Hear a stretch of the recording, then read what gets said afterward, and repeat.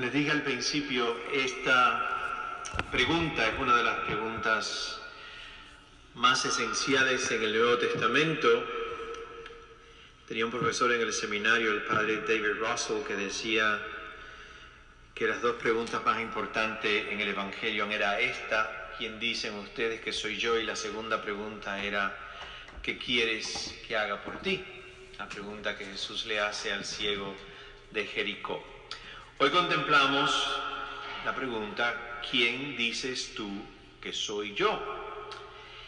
Les dije que la pregunta se hace en un contexto geográfico y hay toda una intención en colocar a Jesús en ese lugar geográfico, y es un contexto también bíblico de una serie de eventos que han ocurrido antes y que nosotros hemos estado leyendo los domingos para cuando Jesús entonces lanza la pregunta. Esas historias que han acompañado o han precedido la pregunta, se las reviso rápido. Hace domingos atrás leímos el texto de la multiplicación de panes y peces, donde Jesús alimentaba a la multitud. Los discípulos han tenido experiencia en la noche en el lago con la tormenta y Jesús caminando sobre las aguas, calmando el viento, calmando las olas.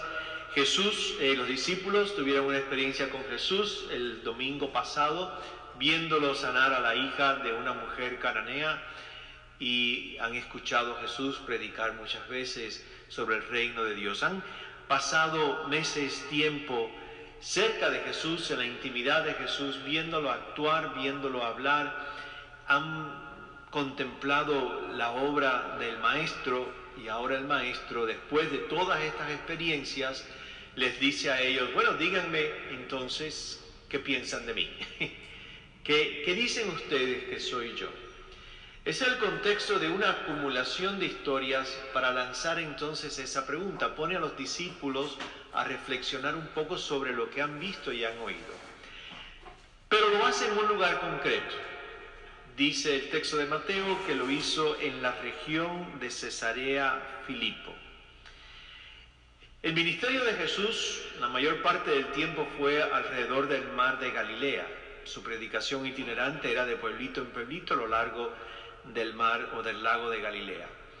Uno esperaría que esa pregunta la hiciera exactamente en el lugar de su acción apostólica, de su ministerio.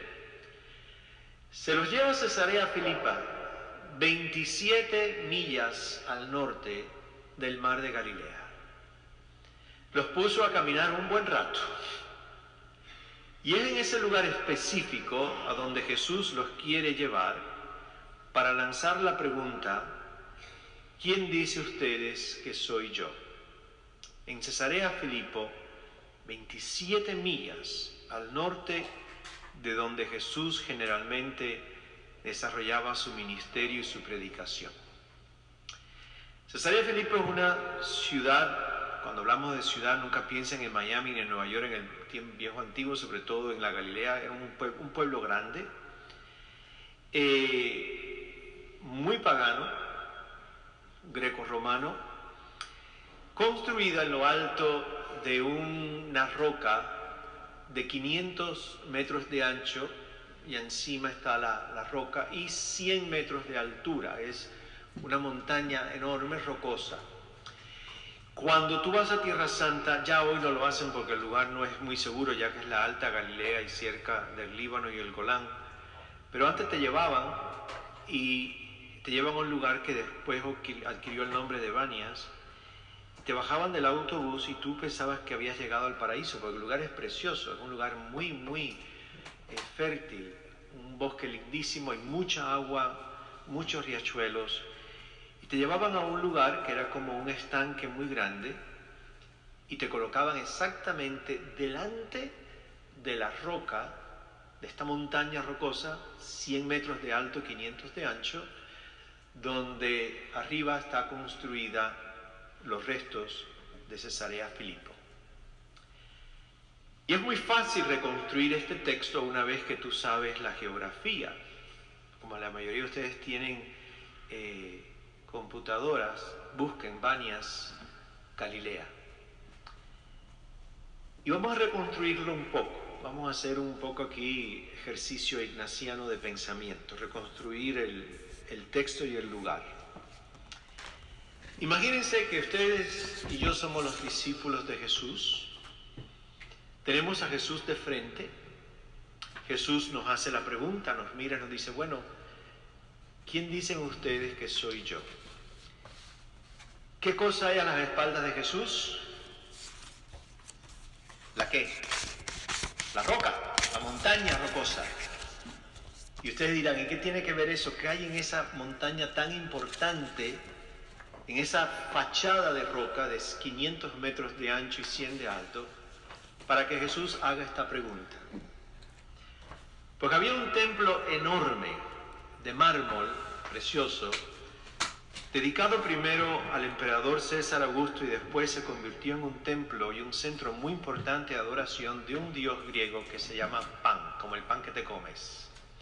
Buscan en Google quién es Pan, muy interesante. Una de las primeras cosas que te voy a decir era el guardián de los pastores y ovejas. Ante ese templo pagano a Pan, Jesús hace esta pregunta. No solamente están los restos que lo puedes ver del templo a Pan, toda la fachada de esta roca está cavada con pequeños nichos donde la gente colocaba imágenes de los dioses y diosas paganas. El contexto de la pregunta es totalmente pagano. El contexto es un lugar muy importante para el mundo grecorromano de la Galilea y allí se planta Jesús, coloca a los discípulos delante, pone ese escenario de fondo y le dice, entre tantos, ¿quién dicen ustedes que soy yo?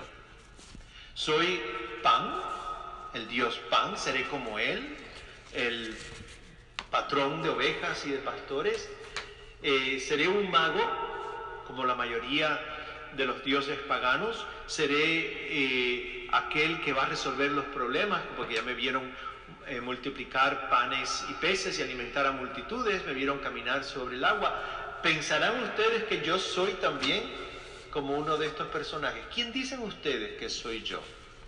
Nosotros en la primera lectura leímos un texto de Isaías que se lee muy poco y una lectura un poco rara, yo sé, para la mayoría de nosotros, donde menciona a un personaje que se llama Shebna o Shebna. Shebna fue el mayordomo, ahí se le llama mayordomo, pero básicamente era como el primer ministro de un rey judío 700 años de Cristo. Y Shebna fue famoso por lo corrupto que era, por lo manipulador que era, por lo rico que se hizo robando al pueblo y robando al propio rey. Y en el texto de Isaías que leíste, el mismo Dios le quita el puesto y coloca a Eliaquim, un administrador mucho más honesto y mucho más transparente, mucho más de Dios. Jesús estaría preguntándole a los discípulos, el pueblo conocía muy bien la historia de Shebna, ¿seré yo también como este administrador de Dios corrupto y mentiroso? Porque ustedes han pasado ya unos cuantos meses o años conmigo y me han visto. ¿Qué piensan ustedes de mí? ¿Soy como los dioses paganos o soy como este tipo Shebna? ¿Qué piensan ustedes de mí? Yo me imagino que los discípulos estuvieron rompiéndose la cabeza diciendo, pero sí, ya sabemos, nosotros ¿qué podemos responder? Porque hemos convivido contigo. ¿Qué vamos a decir de ti? No creemos que tú seas uno de los dioses paganos. No creo que seas el dios Pan, definitivamente. No eres un administrador corrupto, porque lo que habían experimentado con Jesús era totalmente diferente. Era tan diferente que el mismo pueblo decía, en nadie hemos encontrado jamás tal autoridad y tal fuerza. En Jesús había una transparencia, una lucidez, una luz, algo totalmente diferente a lo que el pueblo había experimentado hasta ese momento, tanto de sus administradores públicos o el mundo pagano de los dioses paganos. Jesús era la novedad de Dios. Algo nuevo estaba ocurriendo. Definitivamente Jesús, en su personalidad, en su carácter, no hay nada abusivo ni nada de explotador. Jesús no es como los dioses paganos que manipulan y que exigen hasta la sangre de sus propios seguidores. Jesús definitivamente no es el dios Pan y tantos dioses que exigían templos maravillosos hechos de mármol. Jesús no se iba por ninguna de esas líneas. Jesús lo vamos yendo experimentando en las Escrituras, como el Hijo de Dios, el siervo fiel del Padre, el proclamador valiente del reino de Dios, ungido por el Espíritu en las aguas del Jordán. Jesús lo descubrimos como hijo fiel de una mujer sencilla, humilde y valiente, María de Nazaret, amado por un papá que lo adopta como propio, defensor, protector del enfermo, del pobre, del extranjero, de los niños y de las mujeres. Lo descubrimos como un gran sanador, tanto de cuerpos como de el interior de la persona. Lo descubrimos fiel a su propia palabra, fiel a su Abba, al punto de que está dispuesto a morir por lo que cree y por lo que proclama. Lo descubrimos como un maestro y un Señor que invita con tanta bondad a cada hombre y mujer que con honestidad busca el reino de Dios. Descubrimos a Jesús como la palabra eterna del Padre que se ha hecho carne. Descubrimos a Jesús como el Señor crucificado, muerto y sepultado. Descubrimos a Jesús el Salvador como el Mesías, como el ungido. Jesús es algo nuevo, gente, algo totalmente nuevo en la historia. No es un Dios pagano y definitivamente no es un administrador corrupto. Yo te invito a que hagas algo esta semana o quizás esta tarde si tienes tiempo. Porque esta pregunta hay que colocarla hoy, en el siglo XXI, en el contexto de nuestras propias vidas. Si no se queda en una pregunta etérea, en el mejor de los casos teológica, pero que no nos dice nada. Hay que reconstruir el lugar geográfico tuyo y mío. Hay que reconstruir la experiencia tuya y mía en este momento de nuestras vidas. Y te invito a que hagas lo siguiente. Cesarea Filipa está construida sobre una roca, ya me escucharon, 500 metros de ancho, 100 de alto. Es un macizo enorme y sirve de telón de fondo para la pregunta de Jesús. Reconstruye tu telón de fondo y yo reconstruiré el mío. ¿Qué es lo que está pasando en tu vida y en mi vida hoy? ¿Qué estamos sintiendo, qué estamos experimentando en nuestras vidas particulares? ¿Cuáles son nuestras preocupaciones hoy en día? Las de cada uno de nosotros. Cada uno tiene su propio librito y su propia historia. ¿Cuáles son tus miedos? ¿Cuáles son los míos? ¿Qué nos angustian? ¿Qué nos preocupan? Y después coloca en ese macizo que vas a hacer y yo voy a hacer como telón de fondo, coloca también la experiencia colectiva del mundo en estos momentos.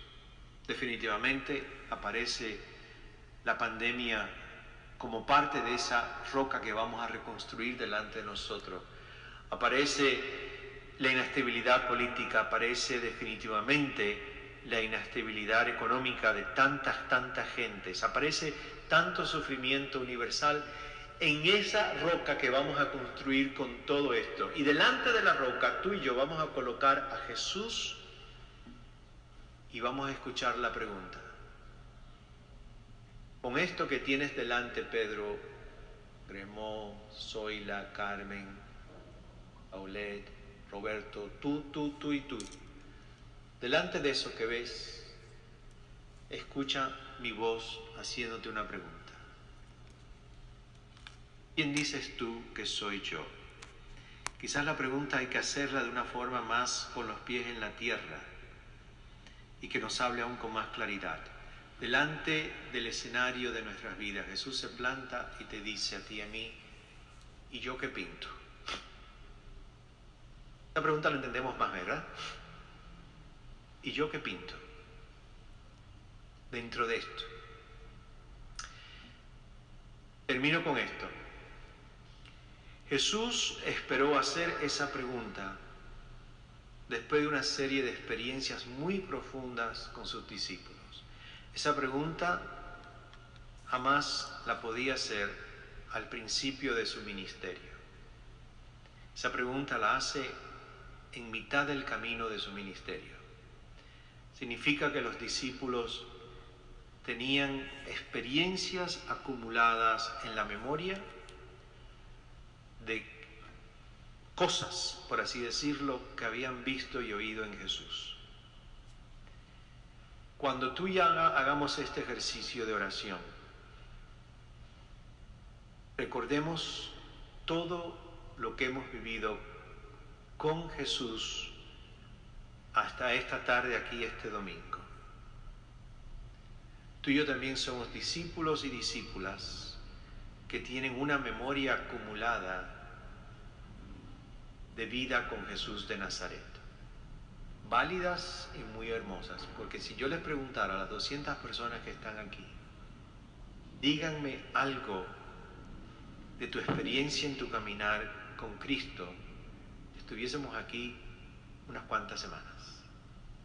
Porque es una experiencia muy rica la que hay en este espacio, en este lugar, en este momento.